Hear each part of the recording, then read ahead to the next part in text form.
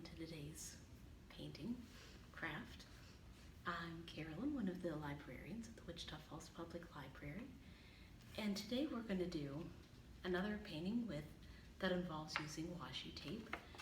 And today it's going to be painting of 3 birch trees, and looks complicated, but it's actually fairly straightforward.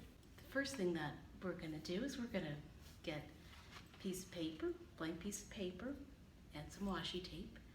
I like the thinner stuff, and I like the stuff that is brightly colored. I usually make sure it's longer than the piece of paper, makes it easier to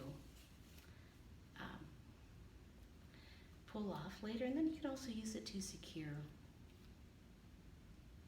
So I'm going to start with the bottom towards everybody else, the camera.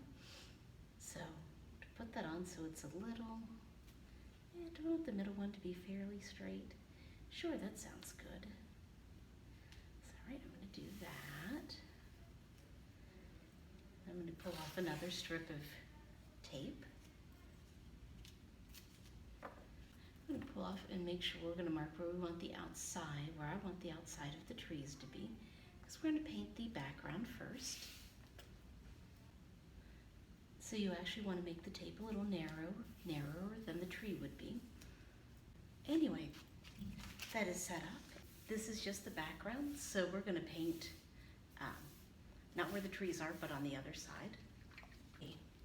This is a fairly bright blue, which is not bad, but I like to have a little bit of green.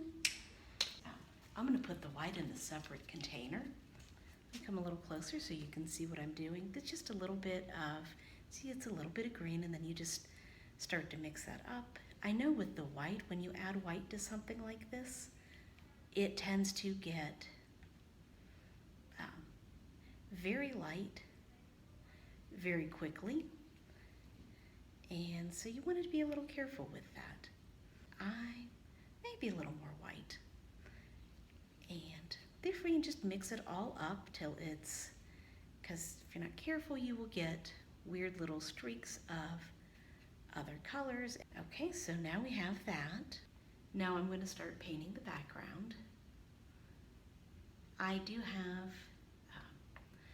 a nice plastic tablecloth down. That's just to protect the table. So, and what I'm doing is just broad strokes, straight up and down.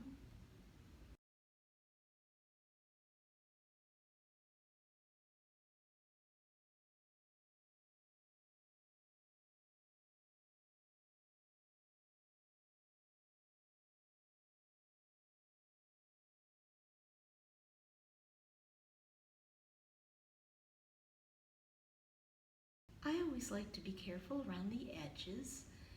Make sure that I'm getting paint on without getting weird lines. Okay, and now that I have all 4 sections done, I can go back and correct any places where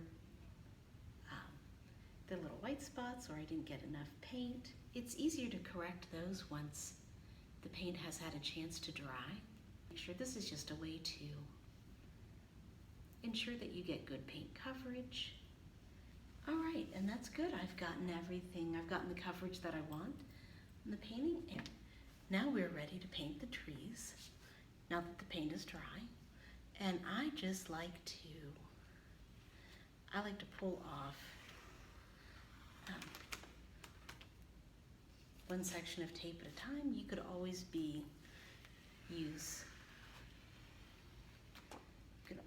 use fresh tape for this, but you know, some days that's the best idea. Some days it works, some days it doesn't. Anyway, now what you want to do is you want to carefully put this down on the edge, and it doesn't have to be perfect. It does need to be close.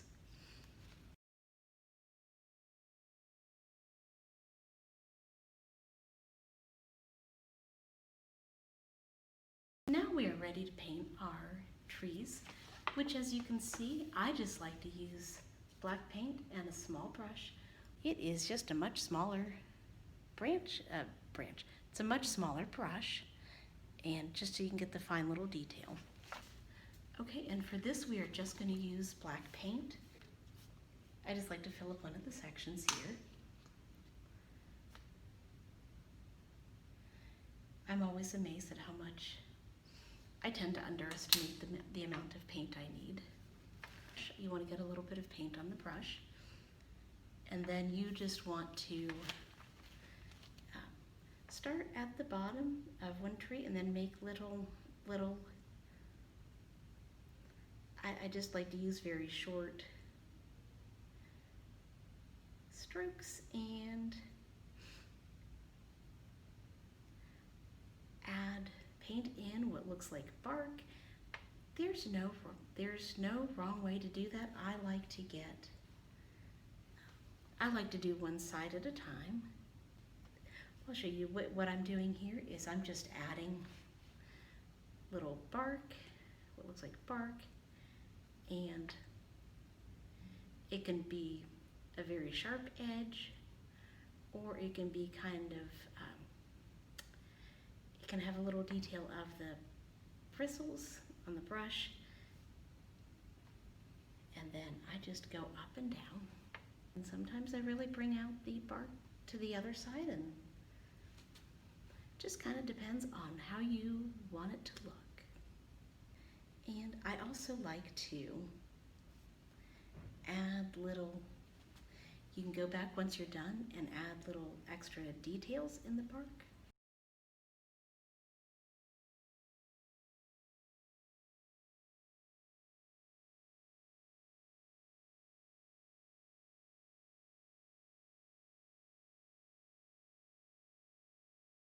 Just whatever works to make it look tree-like and interesting.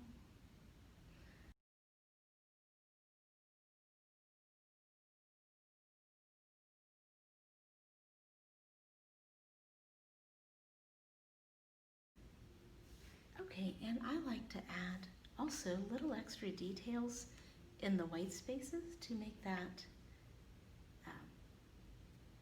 just more interesting. Just add a little bit of extra detail. Doesn't have to be regular. And then I like to add also a little bit of extra kind of wispy little add-ins too. So, and I also like to add to the bark. Sometimes I like to, because sometimes you see the whole result and you're like, oh, well, you know, this might look better with little additional stuff there.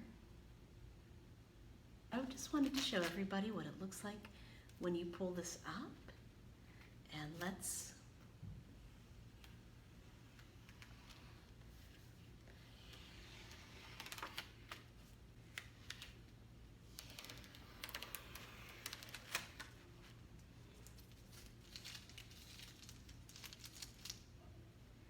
and this way, as you can see, there's a little bit of, on this, I don't know if you can see, but there's a little bit of white space. I like to add a little bit of a less smooth edge for the trees. I just feel that adds a nice detail and makes it look less, makes it look more like a tree. And this way you can also correct, and you know, you want to be a little careful, but it's the tape is to make it easier just to paint this without having to worry, am I going to make a big mark on the blue? And I like to do this because this way you can also, if you feel like you've missed a spot, you also have a chance to finish adding the details. Okay, and this way you've finished up, and what you have is what looks like a very interesting tree. All right, and as you can see, I have finished the painting.